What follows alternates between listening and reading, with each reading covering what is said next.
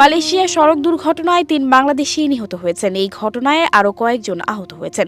স্থানীয় সময় বুধবার বিকেলে দেশটির পেরাক রাজ্যের কাম্পার এলাকায় উত্তর দক্ষিণ এক্সপ্রেসওয়েতে একটি লরির সঙ্গে ধাক্কা লেগে দুর্ঘটনা ঘটে।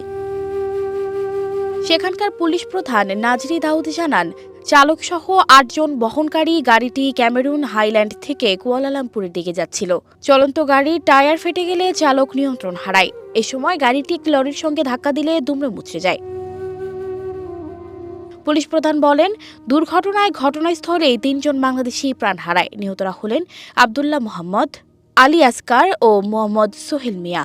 এই দুর্ঘটনায় আহত হয়েছেন মোহাম্মদ সোহেল, গাড়ি চালক মোহাম্মদ কবির হোসেন, মোহাম্মদ সাইফুল ইসলাম, মোহাম্মদ রাজু মিয়া ও সোহেল রানা অক্ষত আছেন।